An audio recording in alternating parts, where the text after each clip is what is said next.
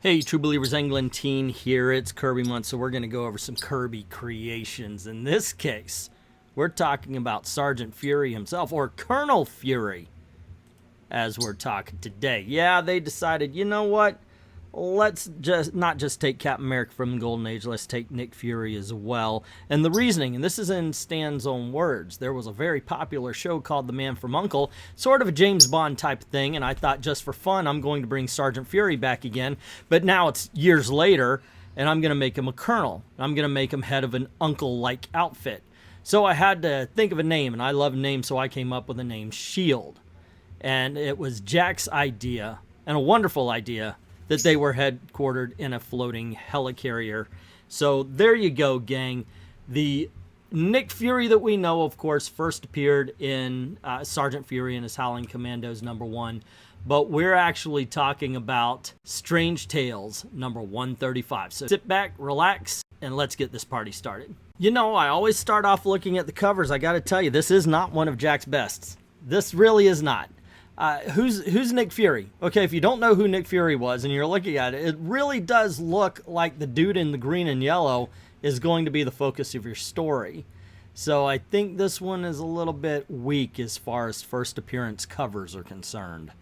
So I hope what's inside is a bit better.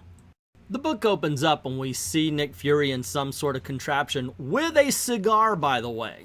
And we find out this is to create his life model decoys. One guy flat out says, if a little thing goes wrong, it's going to cause your death, so sit still.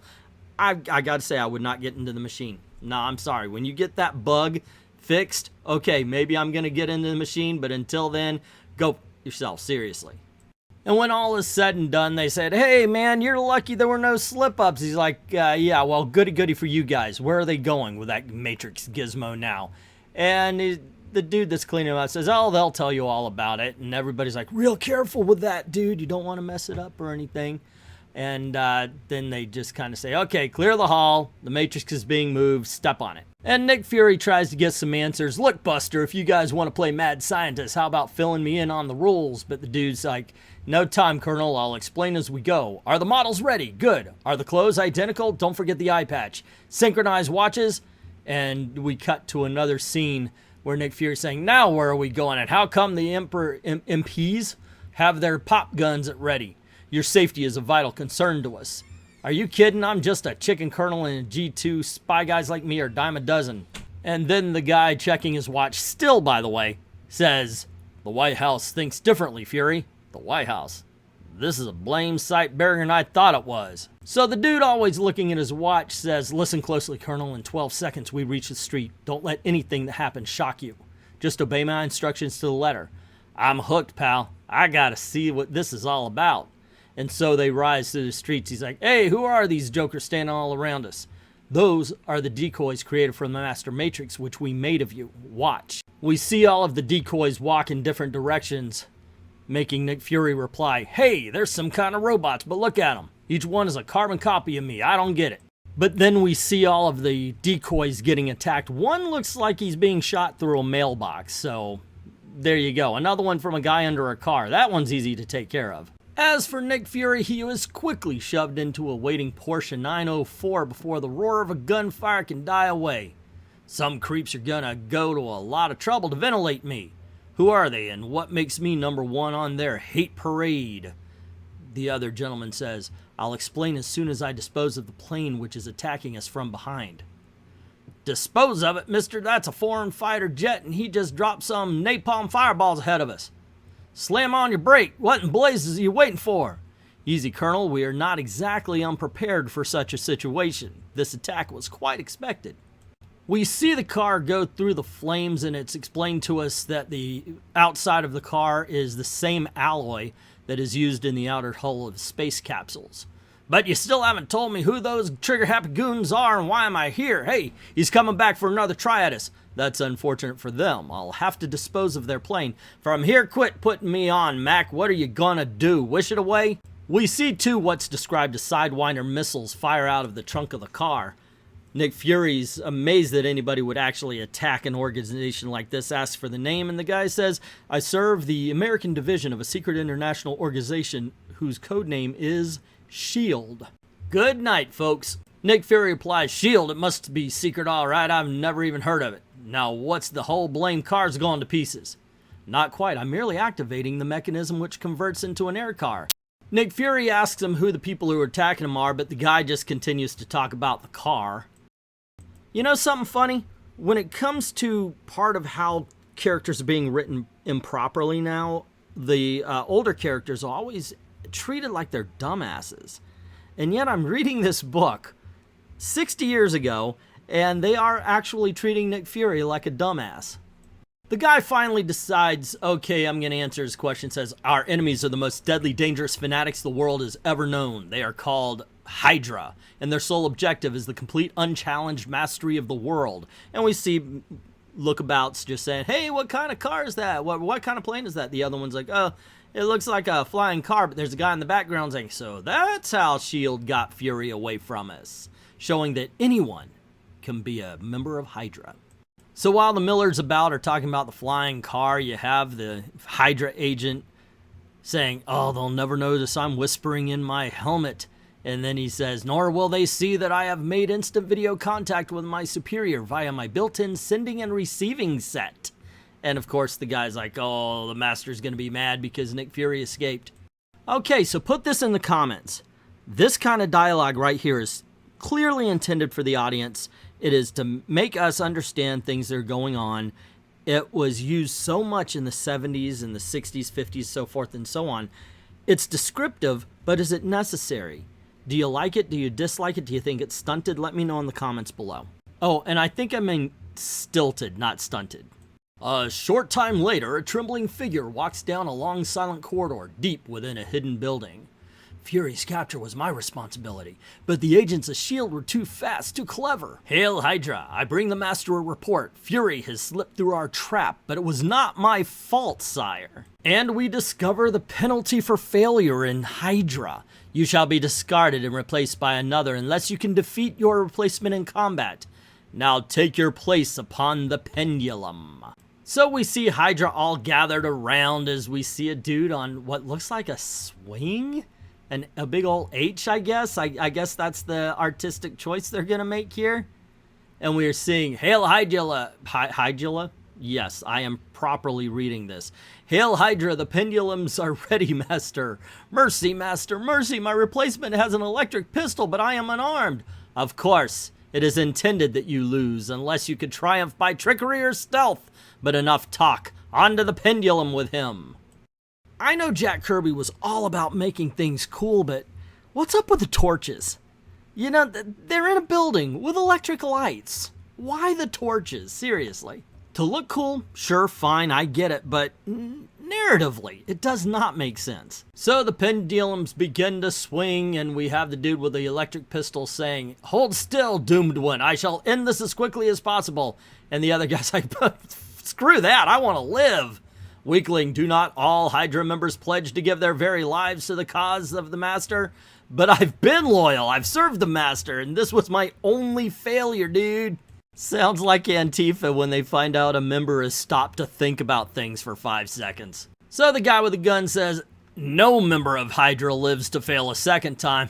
I'll get you. I'll grab the gun before you can shoot me, and I'll save myself yet as he tries to jump onto the other pendulum. But the bad guy actually shoots him, saying, ha! You're a disgrace to Hydra. You should have borne your fate with more dignity.